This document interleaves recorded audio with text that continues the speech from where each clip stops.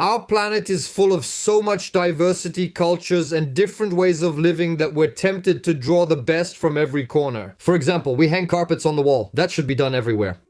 Maybe just as much as letting them keep these diversities. It's a little annoying for wiping your feet. But it has its own charm. That's why traveling is so educational. Even the small screen sometimes manages to brilliantly convey all the richness that surrounds us.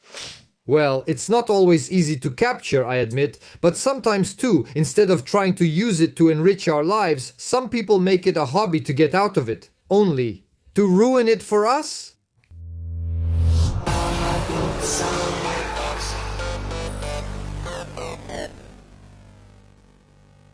So in Japan, it's the employees who ask not to retire, and some work until they're over 70. He really should have stopped there. He summed it all up well. But actually, that's what they did, just to avoid any nuance for headline readers. And yet you can retire at 60 currently. In Japan, Japanese people aren't required to work when they're old, but many still do. What admirable people. Plus, we all wear this outfit and mask to work every day without complaining. the legal age will be pushed back to 65 in 2025. In reality, Japanese people work much longer. Me, I work in the rice field. And after 70, the advantage is that you don't need to bend down anymore. Japan even holds the record for senior employment rate, according to the Organization for Economic Cooperation and Development. Question though, isn't there a slight bias when, during a time when pension reform is a hot topic, like right now, well, they use an extreme example like this one as a reference? I don't know, I'm just asking, even when we're dead, we keep working. Personally, I have a part-time job in a haunted house, just saying, they even let the dead vote, in the United States. Nearly half of Japanese people between 65 and 70 years old still have a job. A third of people aged 70 to 74, and get this, 10% of those over 75. Seriously, what are we complaining about? Come on, old folks, get to work. Currently, the law requires Japanese companies to guarantee their employees work until the age of 65. If they wish, companies must even be able to offer them a position until the age of 70 on a voluntary basis by adjusting their working conditions. But here, we only get a guarantee at 60 years old. And many companies even go beyond the law, offering contracts up to 80 years old. It must also be said that in Japan, unemployment is below 2.5%. They can't avoid hiring seniors and have no choice in the matter. As for candidates, in reality, these are often contract jobs, part-time, and less well paid than average. Nothing beats precarious jobs to make companies and shareholders happy. How could we explain this record employment rate for seniors? Questions like that kill me, planned by the young lady in her speech, but pretended to be a real ignorant question by the journalist across from her. If I were her, I'd ask off-topic questions to see if she's paying attention. What are you doing? Do you need glasses, or am I not big enough? There's a structural factor, first of all. In Japan, 30% of the population is over 65 years old. For comparison, in France, it's 20%. Without employing seniors, the pay-as-you-go pension system wouldn't hold up. Well, yeah, but that explains why it's not an example to follow for France. Here, unemployment is 3 times higher. By focusing more on full employment, we would be funding retirees instead of the unemployed. Whereas here, adding 1.5 million working people would more likely add 1.5 million unemployed on top of the 5 million already existing. Companies are also asking for it. Oh yes, just like in France, by the way. There are always employers when it comes to precarious jobs. And in Japan, that's all there is for seniors, just low-paid manual labor, as shown in the footage from the report. On top of that, Because it helps make up for a labor shortage. In Japan, immigration policy is very strict. and it's strange because when the hot topic is immigration, there are never any reports about Japan. No, even though with sloppy journalism like this, you could quickly make the simplistic connection between low immigration and low crime rates. The older people can also train the younger generation. Marcel, hey, perfect timing. How old are you again? I'm 62, right? Wait, what time is it? 6 p.m., right? Could you stay 15 more years to train the newcomers? Please? Senior customers appreciate being served by people their own age. Come on, old man, time for your wash. This isn't a vacation, it's the nursing home. Well, I say, old man, but we were classmates, and do you really think I want Yvonne washing my privates?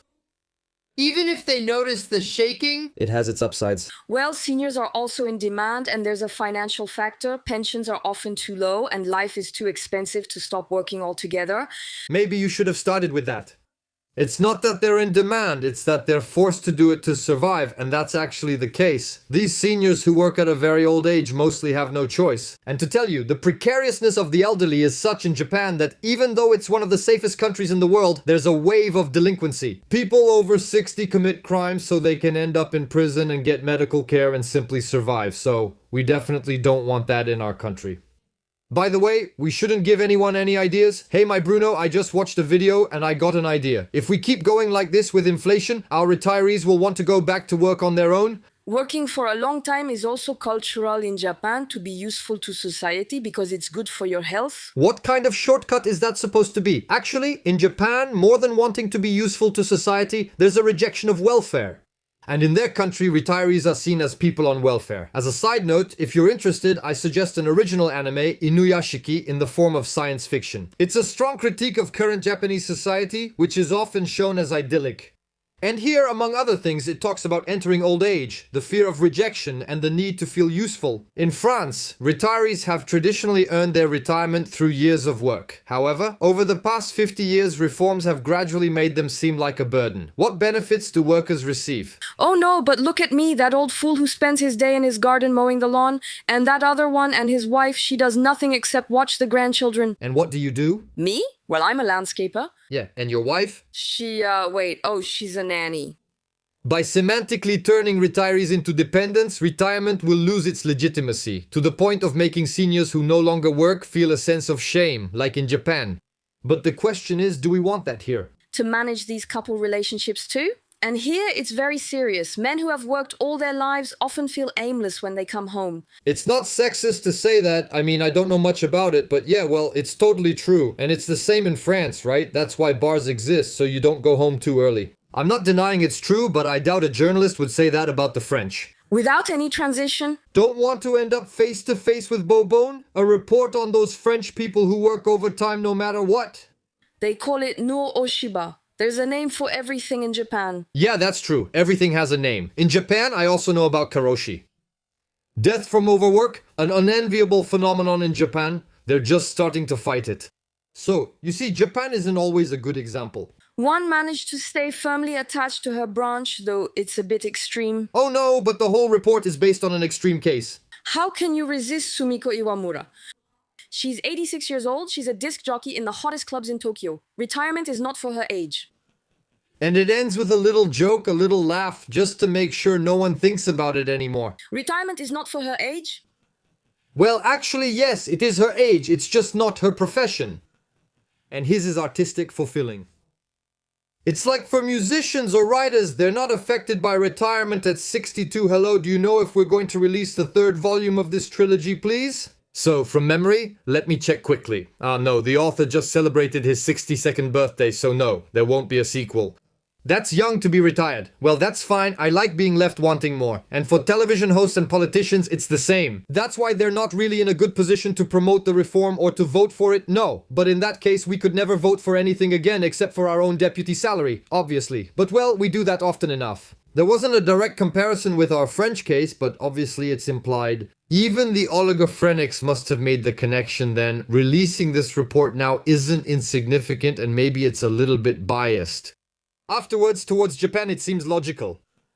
We're in a country of lazy people who shouldn't complain, because it could be worse. And anyway, it will be. So that's the note from McKinsey from the government. You make me a little report about it, dressing it all up, whatever. But no, the press has its freedom and it doesn't try to influence public opinion while being manipulated by our leaders. Well, pretty cool coincidence. Look what happened on the day of my shoot. But you're fantasizing about conspiracies that doesn't exist? Yes, it does, but only in the background. You'll see. 2 days before the day of action, it was Tuesday. The Élysées communications team organized a little meeting, as they often do, meaning a lunch with the president.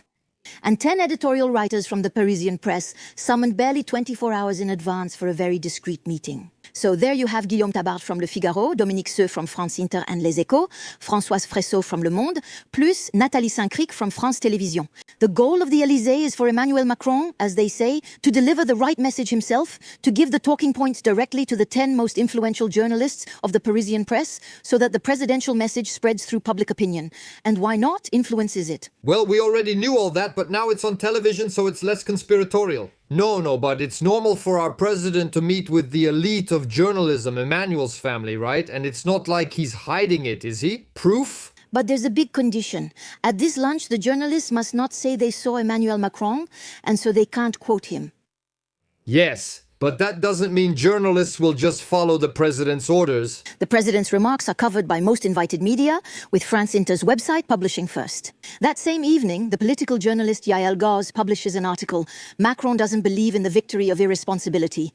The same goes for Le Monde's morning edition. Macron doesn't believe in the country being blocked, nor in the victory of irresponsibility. On business frequency modulation television, Benjamin Duhamel, who was also present at the executive lunch, They say Emmanuel Macron doesn't believe in irresponsibility winning. I'll let the journalist finish. in any case, journalists take liberties with the truth, which inevitably raises ethical questions.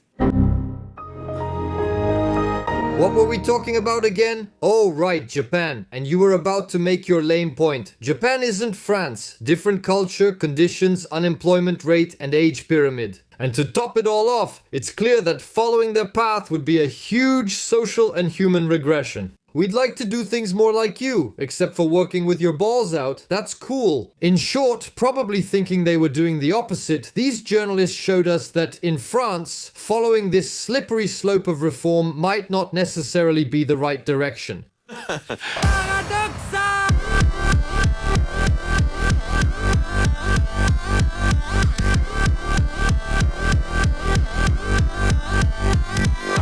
Subtitles. Hey, who's bringing back the old formalities, Chris Papillon, huh? And as usual, thanks to everyone who watches until the end, who likes, who shares, and who supports me. It's a pleasure. See you soon. Why am I doing this?